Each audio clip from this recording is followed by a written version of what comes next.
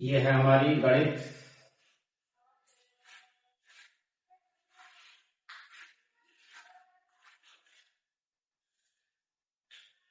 कक्षा 6।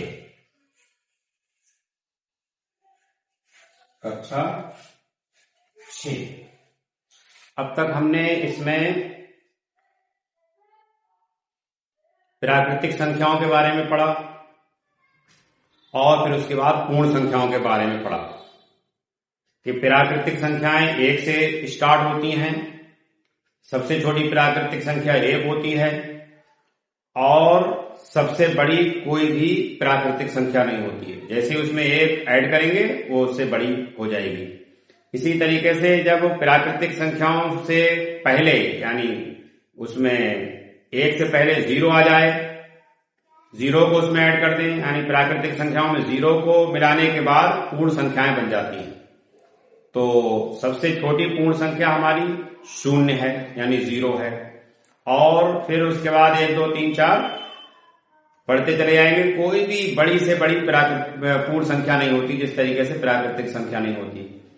अब सवाल ये पैदा होता है कि हमारे जीवन में हमें बहुत सारी चीजों में जरूरत पड़ती है। ऐसा तो नहीं है कि सारी संख्याएं हमारी पूर्ण संख्याएं जितनी भी हमने देखी या प्राकृतिक संख्याएं थी वो सब हमारी धन की थी, उनमें कोई भी ऋण की नहीं थी यानी माइनस की कोई भी संख्या नहीं थी, और हमें अपने जीवन में घटाने की भी जरूरत पड़ती है। तो संख्या रेखा जैसे हम बनाते हैं, ये हमारी संख्या रेखा है। संख्या रेखा पर ये अगर हम 0 को यानी 0 को बीच में ले आए तो इसके इधर जितनी भी संख्याएं होंगी दाहिनी तरफ तो वो धन की होंगी। काय की होंगी? धन की। और इधर जितनी होंगी तो वो ऋण की होंगी। हम देखेंगे यहां पर ये धन लगाते नहीं है आमतौर पर, 2 इस तरह से इधर देखेंगे। माइनस हमें लगाना जरूरी है लेकिन धन लगाना, इसी तरीके से इधर को बढ़ती चली जाएगी। तो इससे मालूम हुआ कि हर जो भी जिस पर ऋण लगा होगा यानी माइनस की कोई भी संख्या होगी तो वो 0 से छोटी होगी, क्योंकि इधर को जितना बढ़ेंगे वो छोटी संख्याएं होती जाएंगी, और 0 से जितनी प्लस वाली संख्याएं हैं वो सब बड़ी होंगी। तो 0 हमें ये बता रहा है कि 0 के बाद यानी पीछे की तरफ यानी बाईं तरफ जितनी भी संख्याएं संख्या रेखा पर आती हैं वो सब 0 से छोटी होती चली जाती हैं। पहली 1 0 माइनस 1 0 से छोटी, उससे भी छोटी -2। अच्छा, एक चीज और हमें सीखना है, उसकी भी जानने की जरूरत है कि कोई भी संख्या है, मान लीजिए कोई भी धन पूर्णांक है। पूर्णांक ऐसे हम पूर्णांक कहते हैं, यानी जब ये जो पूर्ण संख्याएं हैं उनमें हम माइनस की संख्याओं को जब मिला लेते हैं तो वो पूर्णांक बन जाते हैं। यानी वो धन के भी होते हैं, पूर्णांक धनात्मक भी होते हैं और ऋणात्मक भी होते हैं, और उसमें 0 भी शामिल होता है। तो कोई भी धन पूर्णांक है, मान लीजिए हमारी ये संख्या है, एक संख्या है 2 और ये धन की है, और दूसरी हमारी संख्या है 2 और ये ऋण की है। अब इन दोनों को जैसे ही हम जोड़ने का काम करेंगे, मान लिया हमने दोनों को जोड़ा, ये 2 है, ये धन की थी, और इसमें हमने जोड़ दिया -2 को, तो हमें ये नियम मालूम है, ये हमें मालूम रहना चाहिए कि ब्रैकेट जैसे ही हम खोलेंगे तो ब्रैकेट से पहले, अच्छा, और जब शुरू में अगर कोई संख्या आती है तो धन हम लगाते नहीं है, वो ऑटोमेटिक धन की होती है, वो धनात्मक होती है। ऋण वाली कोई संख्या है, ऋण जो है ऋण पूर्णांक है कोई, तो उसको हम शुरू में लगाते हैं, जैसे हमने इसमें लगाया हुआ है। इसी वजह से इसको ब्रैकेट को लगाया हुआ है, क्योंकि यहाँ धन का निशान था और यहाँ ऋण, दोनों एक जगह इकट्ठे हो नहीं सकते थे, तो इसको ब्रैकेट में लिया। अब हमें हल करने के लिए ब्रैकेट खोलना पड़ेगी। ब्रैकेट जैसे हम खोलेंगे तो 2 तो हमारा ऐसा ही रहेगा। ब्रैकेट से पहले अगर धन का चिन्ह होता है तो ब्रैकेट के अंदर का जो चिन्ह होता है वो निकल करके बाहर आता है। तो ये हुआ हमारा। अब देखिए 2 प्लस के 2 माइनस के हैं, जब 2 में से 2 घटेंगे तो हमारा 0 बचेगा। क्या बचेगा? 0 बचेगा। तो ये हमें इससे मालूम हुआ प्रत्येक धन पूर्णांक के संगत एक ऋण पूर्णांक होता है, और इन दोनों का योगफल हमेशा शून्य होता है। यानी कोई भी धन पूर्णांक है, यानी 4 धन की संख्या है, तो उसके संगत यानी उसके साथ में एक ऋण की संख्या होती है, जो है 4 होगी, तो वो जब उन्हें आपस में जोड़ेंगे, उन दोनों को जोड़ेंगे तो उनका योगफल क्या होगा, वो शून्य हो जाएगा जोड़ने पर। तो ये बात हमें याद रखना चाहिए। तो ये कुछ बातें मैं सिखा दूं शुरू में, तो फिर आगे हमारे जो एक्सरसाइज हैं, जो अभ्यास हैं, उन्हें हमें करना आसान हो जाएगा। अभी मैंने बताया कि संख्या रेखा पर धन पूर्णांक जितने भी होंगे वो 0 के यानी दाहिनी तरफ होंगे।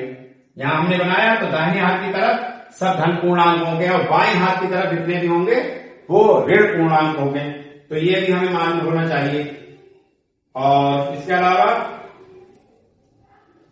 शून्य में अगर हम शून्य जोड़ेंगे तो उत्तर हमेशा शून्य होगा। और एक होता है हमारा योगात्मक प्रतिलोम, इसको हमें समझना है। एक होता है योगात्मक प्रतिलोम, ये तो होता है योगात्मक प्रतिलोम, इसको समझ लीजिए। आगे इसका बकायदा वो भी आएगा, लेकिन उससे पहले हमें ये समझना है योगात्मक प्रतिलोम। तो योगात्मक प्रतिलोम क्या होता है, कोई भी संख्या है, मान लीजिए ये 2 है, तो 2 का योगात्मक प्रतिलोम होगा 2 का योगात्मक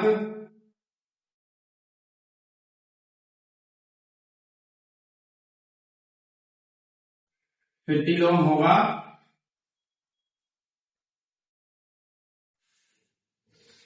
-2। इसको ये तो मैंने डायरेक्ट लिख दिया, लेकिन -1 से गुणा कर देते हैं। कोई भी संख्या है उसको -1 से गुणा करने पर उसका योगात्मक प्रतिलोम पता चलता है। जैसे ये थी हमारी 2, अब इसको हमने गुणा किया कैसे, -1 से, तो इसका योगात्मक प्रतिलोम आ गया ये। तो -1 से जैसे गुणा करेंगे इसको हम, तो हमारा उत्तर हो जाएगा -2। तो ये चीज हमें मालूम रहना चाहिए। तो शून्य के बारे में कहा जाता है कि शून्य का कोई योगात्मक प्रतिलोम नहीं होता, वो स्वयं ही होता है। शून्य को शून्य में हम -1 से गुणा करेंगे तो उत्तर हमेशा शून्य आएगा। जैसे कि शून्य है, अब शून्य को हम -1 से गुणा करेंगे तब भी उत्तर हमारा क्या होगा, शून्य ही होगा। तो शून्य का कोई योगात्मक प्रतिलोम नहीं होता है, बाकी सब संख्याओं का योगात्मक प्रतिलोम होता है। तो देखिए ये इतनी बात हमने अभी सीखी। फिर हम अभ्यास की तरफ भी आएंगे, 1-2 क्वेश्चन भी हम करेंगे, इसमें ज्यादा नहीं कर पाएंगे तो, लेकिन कुछ बातें हमें इससे पहले सीखना आवश्यक है, जरूरी है हमारे लिए।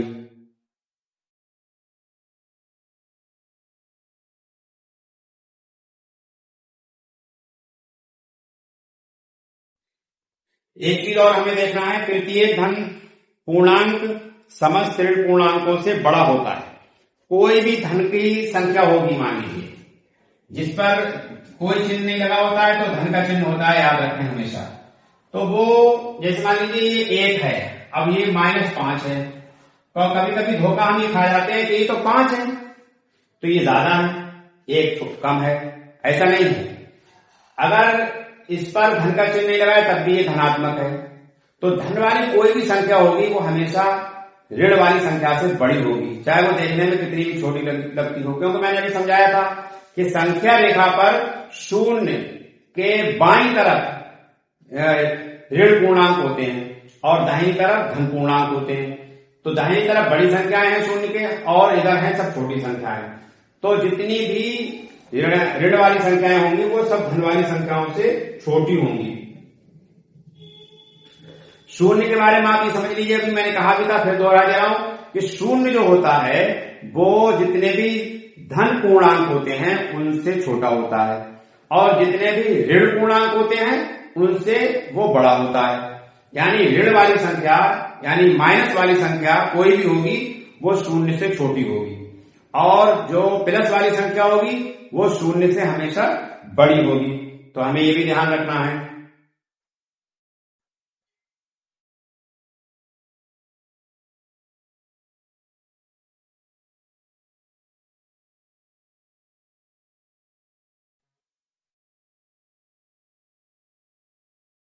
आइए जरा हम अभ्यास में एक दो क्वेश्चन करते हैं,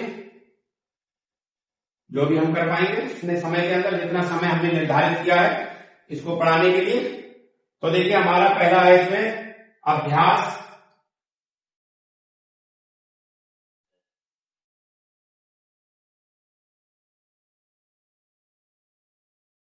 3A।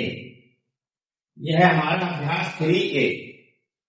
तो इसमें एक देखिए ये किताब मेरे सामने है, इसमें दिया हुआ है निम्नांकित सारणियों में रिक्त स्थानों की पूर्ति के लिए सारणी के नीचे 4 विकल्प दिए गए हैं, जिनमें से केवल एक ही सही है। सही विकल्प चुनकर रिक्त स्थानों की पूर्ति कीजिए। ये जो सारणी बनी हुई है यहां पर, इसके नीचे 4 विकल्प हैं, 1 2 3 4, इनमें से एक सही है। तो पहले तो हमें ये सारणी बनाना है, हम ऐसे ही बना दे रहे हैं। देखिए मैं पटरी से नहीं बना रहा हूं, आप लोग स्केल से बनाएंगे। तो हमारा पहला क्वेश्चन है, इसमें एक सारणी बनी हुई है,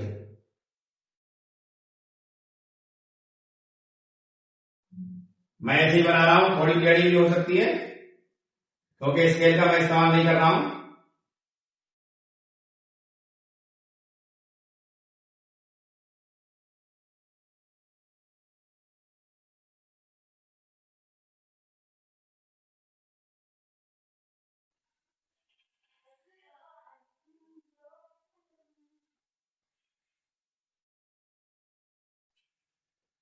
लगभग लगभग मैं बीच में डाला हूं इसको।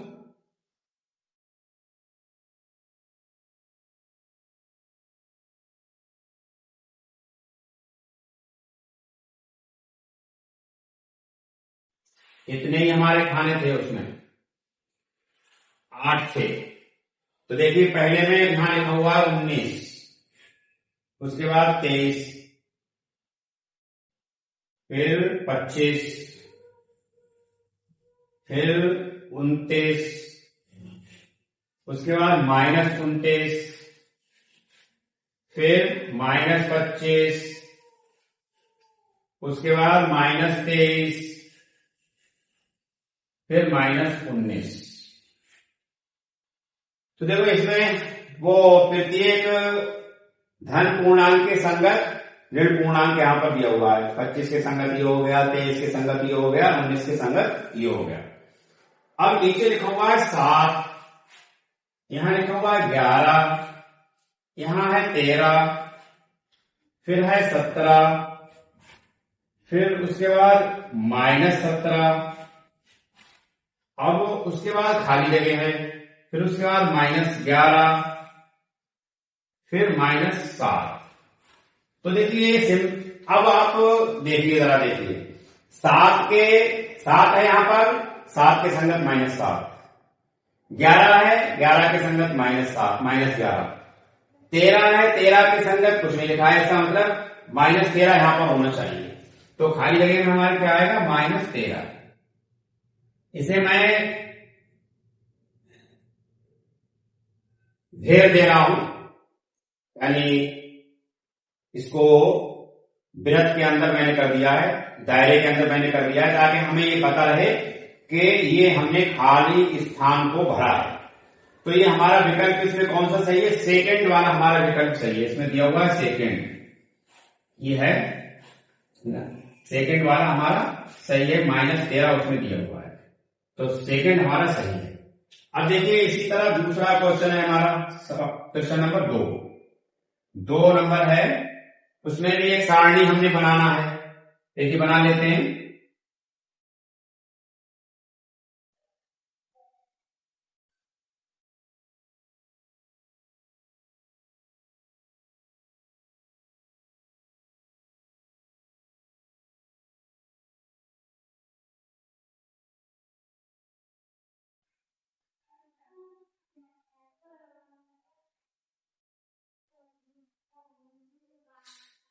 बीच में से हम कर रहे हैं लगभग अंदाजे से।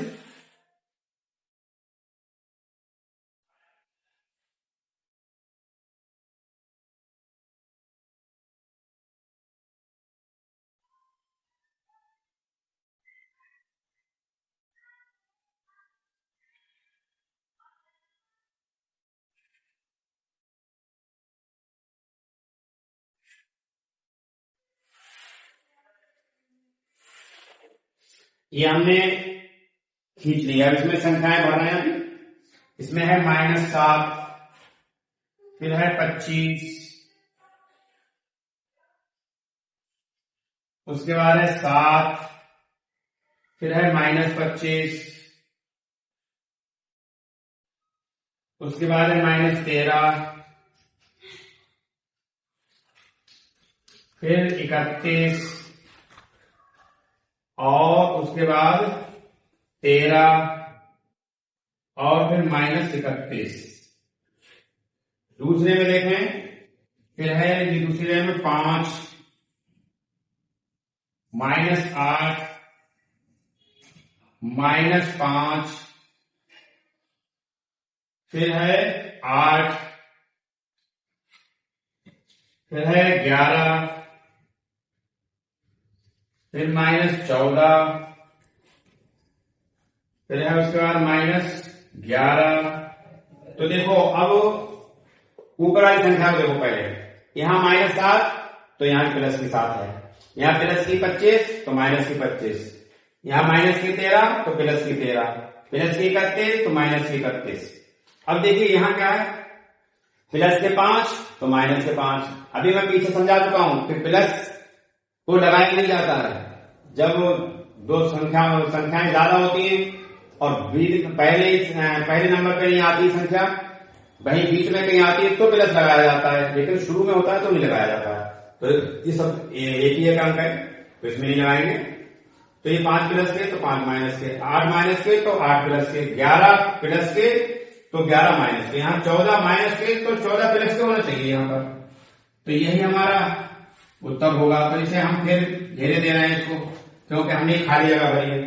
तो ये हमारा इसमें विकल्प नंबर 3 है, इसमें 14 लिखा हुआ है तो हम लिख देंगे यहाँ 3।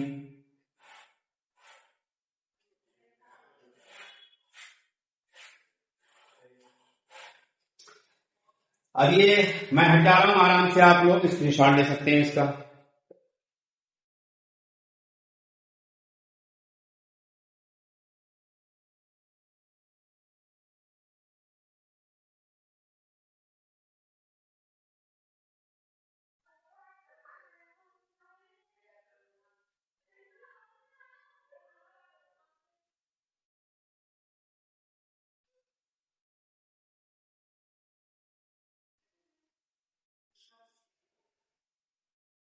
आज हम इसमें कैसे नहीं रखेंगे, क्योंकि टाइम जो निर्धारित किया है लगभग वो पूरा हो रहा है, तो इसको हम इतना ही रखते हैं।